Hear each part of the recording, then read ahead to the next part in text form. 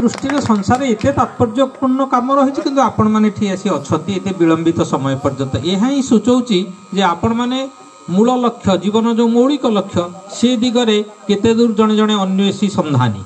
समस्त को नमन जनाऊँगी विषयटी तात्विक दृष्टि गुरुत्वपूर्ण मत लगुच मोर मध्य अनुरोध रहिबो संवाद साहित्य घर को जे कौनसी विषय चूड़ांत नुहे सामाजिक तो सार अच्छा आमर कौन विषय चूड़ांत नुहे आज आपण गोटे संवाद जो जीवन स्वर और साहित्य पर चूड़ांत निष्कर्ष कौटी पहुंची पारे ये गोटे चलो ये मोर मध्य अनुरोध रहिबो संवाद साहित्य घर को या उपर गोटे संपान हो या उपरे बहुत तत्वदर्शी मानक डाकिकी या उपरे गोटे वितर्क आलोचना हो तेबे मो कथाटा को टिके ढंगरे कहे शीघ्र शीघ्र सारी जीवनर स्वर साहित्य रे प्रतिफलित हुए कि हाँ हुए नहीं कहीं साहित्य तार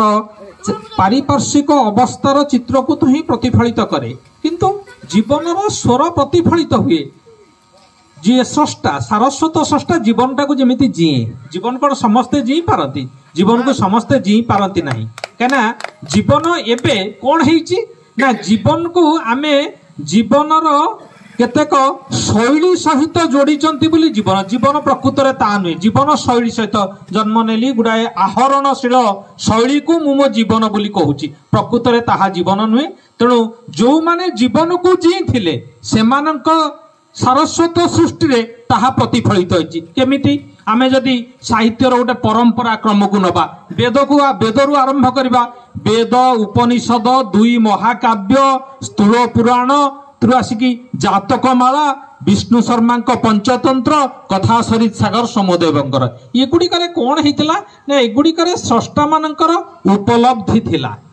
एबे ता परवर्ती समय जो माने आसिले सेथिरे उपलब्धिर शतांश टिके कमिगला बुद्धि आउ ज्ञानर शतांश बेसी बढ़ीगला ये बाबद मु आउ ये प्रसंग रे केना जीवन साहित्य मनीष एमाने जेहेतु ओतप्रोत भाव जड़ित आमे से मनीषर आस्पृहार कथा कहबा गोटे मनीष साधारण भाव कौन चाहे आपण माने जदि आपणकर दैनंदिन जीवनर परिचर्या को देखिबे ताकू एई पांचटी शिरोनामा भितर सीमित रखिबे कौन मनीष चाहे भगवान को अस्तित्व भगवान अछंती कि नाई ये हूँ तार गोटे आस्पृहा द्वितीयटी हूँ ज्ञान जोटा लाइट बोली कहउचंती मोर ज्ञान तापरे तृतीयटी हूँ ब्लिस आउ गोटे चतुर्थ हूँ इमोर्टालिटी जे मु अमरत्व प्राप्ति केमिति हेबी आउ गोटे हूँ फ्रीडम मु केमिति स्वाधीनता पाइबी तो आपण माने चिंता कले जदि मनीषर आस्पृहाटा ये पांचटी शिरोनामा प्रकृत पक्षे या आमे जदि ये जो मौलिक बिंदु गुड़िक आलोचना करिबा आजिर जीवन रे ताहा कौन हेइछि बोली देखिबा मने करंतु प्रथम कथा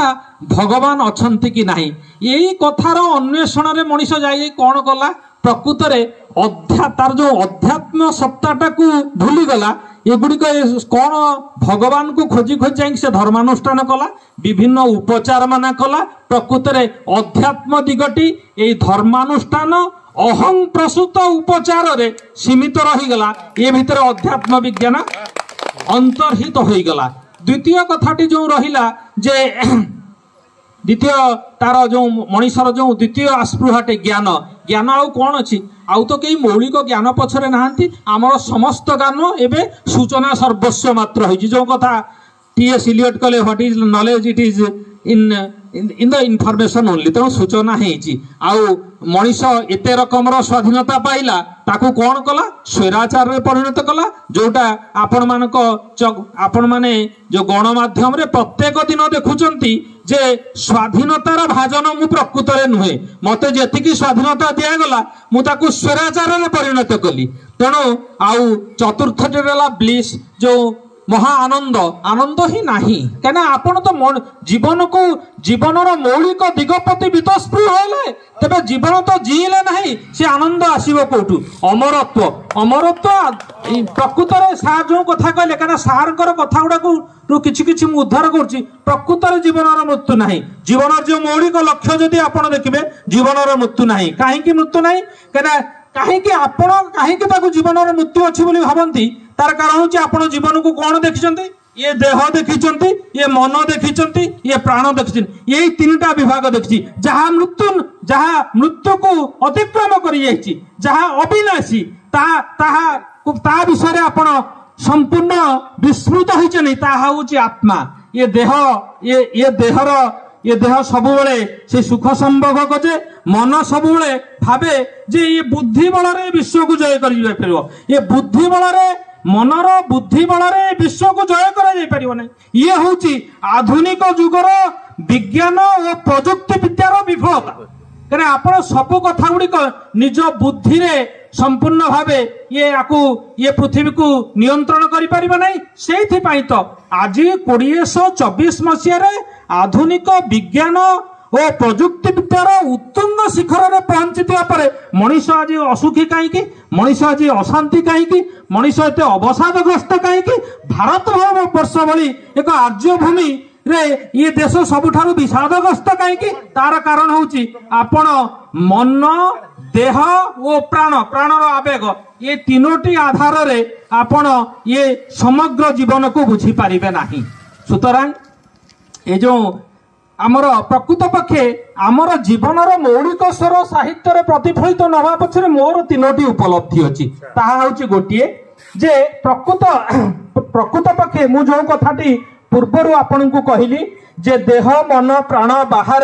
जे आउ गोटे मौलिक विभव मनीषर अच्छी से सब बेले तार उत्स को खोजुची ये विषय आपण अंतर्हित हेले। द्वितीय कथाटी सार मध्य मो सहित एकमत हेबे बा एकमत न हेबे मोर मने हुए जो छायावादी माने रहिले बा जो माने कहिले ये जीवन जो माने वैष्णव संप्रदायर जो माने से माने कहले ये जीवन मिथ्या ये जीवन अलिक या ये जीवन किसी मूल्य ना प्रकृत में ताहा करबा द्वारा से माने कहले जे जीवन रे जदि साधु सन्थ हवा को चाहिए ये घरर परिसीमा भीतर हो पार ना तुमको बाहर को जावाक पड़े पंगार सिंह बाहर को जीव से गोटे आश्रम कर जाई साधु सन्थ हम ये जीवन प्रति जो नेतिवाद मनोवृत्ति ये जो नेतिवाद मनोवृत्ति ताहा मध्य मनीष को ये प्रकृत में ये जीवन अलिक नुहे ये जीवन आमे पाइचंती ये गोटे ये हूँ आपणकर भगवान प्रति आशीर्वाद भगवान आपन को सेतिके आशीर्वाद प्राप्त बोली जन्म जन्मांतर होती आपणकर विवर्तन प्रक्रिया रे आपण आज ये मनीष जन्म पाइचंती पुणी आपण ये विवर्तन प्रक्रिया रे बारंबार पृथ्वी को आसीबे आपणकर कर्मफल आपण को आर जन्म रे पुणी एक जीवरे परिणत करिबो बारंबार आपण मूल उत्स सहित निजर संपूर्ण भावे निज सत्ता लीन न होवा पर्यंत ये पृथ्वी को विवर्तन प्रक्रिया रे बारंबार आसवाक पड़ो सी तृतीय कथा। द्वितीय कथा तृतीय कथा हूँ सब पाश्चात्य को अनुकरण करने फल आमे आमर स्वधर्म विच्युत हेले आम जीवन मौलिक सत्य गुड़िक ये साहित्य रे आ प्रतिफलित हेले नाही। यही भली एक हेतुहीन दुख भितर ए हेतुहीन संकट भितर ए विश्व वर्तमान चली यार मध्य ये जेते प्रकार घटना घटुची ये तार आपण भल घटनाटी हो बा मंद घटनाटी हो ये जीवनर उद्वर्तन प्रक्रिया रे ये जीवनर विवर्तन प्रक्रिया रे सेमानकर अवदान सब रही। तेणु ये जहाँ श्री अरविंद तांकर जो आसंता कालीर जो विजन रखिचंती जे प्रकृत रे ये अवस्था सब बेले रहिबो नाही। ये जो संकटमय समय भितर आपण जाउछन जो हेतुहीन दुख रे आपण वर्तमान प्रपीड़ित ये दुख रहिबो नाही। ये जीवनर गोटे विवर्तन प्रक्रिया चली समय आसीबो जेतेबेले देह मन और प्राण को आत्मा नियंत्रित करिबो आत्मा परमात्मा पाखरु दिव्य विभूति प्राप्त है ये मनीष को एक उन्नत मनीष करिबो तार चेतना सेतिकी महत्तम हबो तार चेतना सेतिकी आलोकित हबो ये होची श्री अरविंदर भविष्यवाणी। सुतरां ये समय ये विवर्तन प्रक्रिया ये समय जिते संकटमय हेले मध्य समय आसीबो ये आमे जो अवस्था रे अछु ये अवस्था आमे टिके उन्नत स्तर को दिबा आमर चेतना सेतिकी आलोकित हेबो आम चेतना सेतिकी उद्भासित हेबो आ विश्वास करंतु ये समय आसुची जेतेबेले आपणकर प्रतिटी शब्द साहित्य रे लेखा जाउथबा प्रतिटी शब्द दिने मंत्रर मान्यता प्राप्त पाइबो अंततः ए आशा और संदेश कोटपला बरसाही संवाद साहित्य घर ये समाज को दौची एतिकी ए आशा सह आपण मानक पाखरे मु नमन जनाऊँगी। बहु समय धरी आपण माने मत मने होची जेते प्राज्ञ पुरुष माने अछंती छोटिया कथाटे खाली कहिकी रहिजिबी जे जो प्राज्ञ पुरुष माने अछंती मोर मने पडुची मनोज दास थरे चेन्नई जाइथिले से देखिले से तांकर संपान रे अभिभाषण दबा पूर्वरु टी लाउंज रे जने भद्रलोक वयस्क लोक तांको देखा करियो चाहूचंती सेतेबेले से पाखकु आसिले से तांकर परिचय देले जे मु आपनको फकीरमोहन कॉलेज रे पढौतली इंग्राजी पीएस सुंदरम सेतेबेले मनोज दास भाषण दउचनी पीएस सुंदरम बसचनी सेतेबेले मनोज दास को परि अंतर्जातिक ख्याति संपन्न लेखक मध्य टिके संकुचित होई जाउचनी अरे मो इंग्राजी अध्यापक अछनी मो इंग्राजी भूल कर देउ ना तो सेही अवस्था मोर आपण माने एते प्रज्ञाशील पुरुष एते प्राज्ञ पुरुष आपण माने अनुभूति सिद्ध पुरुष आपण माने अछंती आपण मानक पाखरे गोटे पढिबार जो सुजोग मते मिलिला संवाद साहित्य घर निकट रे कृतज्ञ आपण मानक मध्य कोटि कोटि नमन जनाउची। धन्यवाद नमस्कार। पॉइंट रे कथाटी कहि दे 15टी वाक्य। पॉइंट नंबर 1 जितेबाला आम जीवन स्वर और साहित्य कथा कहूचे गोटे फरासी दार्शनिक थिले गैब्रिएल मार्शल स्थितिवाद दर्शन गोटे थिला। फरासी दार्शनिक गैब्रिएल मार्शल जो स्थितिवाद दर्शन रे तार रूप एवं परिचय गोटे आम आगे बुझा प्रथम आरंभ करवा से समय गति अनुसार जीवन यात्रा जीवन आरंभ विषय रे आम अज्ञ एवं यार अंत केउठी और केबे हेबो ए विषय में आम अज्ञ। एही आदि और अंत मध्य रे जीवन स्वर निहित अछि। एही स्वरटी आम मानकर कर्म द्वारा निनादित होता है। एही कर्मर सृष्टि हुए मानवीय संपर्क सहयोगिता सहभागिता समन्वय और संकल्प पुणी यही कर्मर जन्म हुए संघर्ष संशय संदेह संघात और संताप किंतु ता भीतर सबू नकारात्मक चिंता को परित्याग करी आमे निजे जी रही रही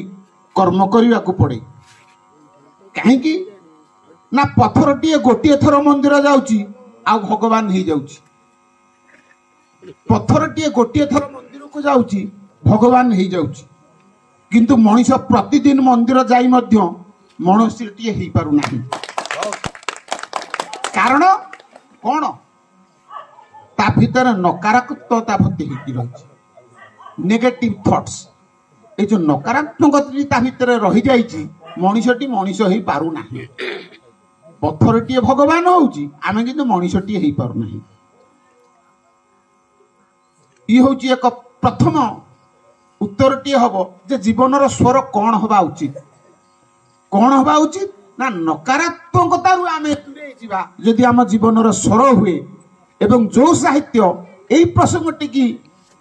उत्थापित करि थाई पारे करे तबे ताहा ही प्रकृत साहित्य हबो एवं ताहा ही जीवनर स्वर बोली धरिबा को पड़िबो। दुई रे साहित्य को जते बेला आमे संज्ञा निरूपण करिथांती अनेक संज्ञा साहित्यर अकलन संज्ञा तबे गोटे भल संज्ञाटीए साहित्य रे आसीबो जे समाज को कल्याण पथरे शुभ सुंदर पथरे जीवनर पथरे आनंदर पथरे आकृष्ट और उद्बुद्ध करने पाई साहित्यर सृष्टि स्रष्टा मन रे स्वाभाविक आनंद और स्फूर्तिर स्वतस्फूर्त विकास ही साहित्य। साहित्य को तमे अन्य किछ भाबिबानी केवल एही आनंद और स्फूर्तिर स्वतस्फूर्त विकास ही करवा जदि साहित्यर लक्ष्य हुए तेबे आमे नकारात्मक दिगरु दूरे जाई पारिबा एवं ताहा ही हवा आम जीवनर स्वर। दुई पर 3 नंबर स्तर को जदि आमे आसीबा से दिनर साहित्यर संज्ञा निरूपण करथिले एनसाइक्लोपीडिया ब्रिटानिका। जदि आमे एनसाइक्लोपीडिया ब्रिटानिका को पढ़िबा बहिटी सेथिरे मध्य साहित्यर डेफिनिशन भी दिया जाइछि। सार अछंती इंग्रजी साहित्यर विशिष्ट विद्वान एनसाइक्लोपीडिया ब्रिटानिका कहती जे साहित्य किए ना the best expression of the best thought, best expression of the best thought reduced to writing is literature. सबुठु भल चिंता बेस्ट थॉट रो बेस्ट एक्सप्रेशन तार जो परिप्रकाश एक भल चिंतार एक उत्कृष्ट चिंतार एक उत्कृष्ट परिप्रकाश जेतेबेले लेखनी मुनि रे स्थान पाई जाए ताही हो जाए साहित्य।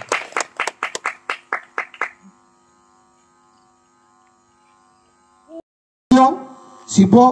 सुंदर ताहा ही कालजयी साहित्य होता है। सत्य अर्थात सत्ता पोषक, शिव माने मंगलमय एवं सुंदर माने आदरणीय। तेणु सत्य शिव सुंदर को जदि प्रकाश करि पारुछे कौन सी भाव कि भाषा रे ताहा मध्य साहित्य हो पारे। यह को बात दे जदि एक फेनिल भावावेगर उच्छ्वास सृष्टि करी हताशा व्यर्थता दुर्बलता और मृत्युर कथा को जेते हृदय स्पर्श करी वर्णना कले मध्य ताहा जीवन को निरस करी तोले। मनुष्य को निस्तेज करिवार दुर्बर करिवार हजार उपादान आजिकाली समाज रे उपलब्ध एवं जगत रे यह पूरी रही। कलम बाजी करी ताहाकू उतारिबा आदौ दरकार नहीं। आम मानक भितरे एते नेगेटिविटी अछि, ए समाज भितरे एते प्रतिकूलता दे कि आमे गति करूचे। जदि साहित्य सेही गुडी को उजागर करिवो ता साहित्य ग्रहण योग्य हो। साहित्य सब बेले एक ऊर्ध्वमुखी एक चेतनामुखी होवा उचित। मनुष्य को ऊर्जा रे भर्ती कर देवा दरकार, मनुष्य को एक पॉजिटिव वार्ता देवा दरकार। आमे तो नेगेटिविटी भितर पुड़ी की रही आम पूर्व वक्ता मान। तेणु साहित्यर लक्ष्य सब बेले पॉजिटिव ऊर्ध्वमुखी। अग्नि जमती ऊर्ध्वमुखी, जीवन जमती ऊर्ध्वमुखी। जेबेले बीजर जेबेले विशाल वृक्ष सृष्टि होची, जीवन जमती अंत नहीं सार कहते कारण से सब बेले ऊर्ध्वमुखी। तेणु जो साहित्य मनुष्य को ऊर्ध्वमुखी करिथाए पॉजिटिवनेस आड़ को नहीं थाए ताही होची प्रकृत साहित्य।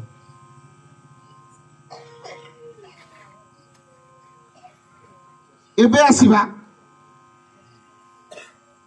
आमे अनेक लोक जो माने युवपीढ़ी थिबे सब फिल्म देखुथिले जीवन रे। आमे तबे वृद्ध आस होइलुनी फिल्म देखुनु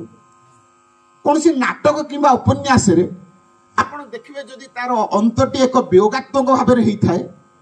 तबे मनुष्य सेठी आसिला बेले ता भितरे ऊर्जा ही न थाए, एक निरस भावना थाए।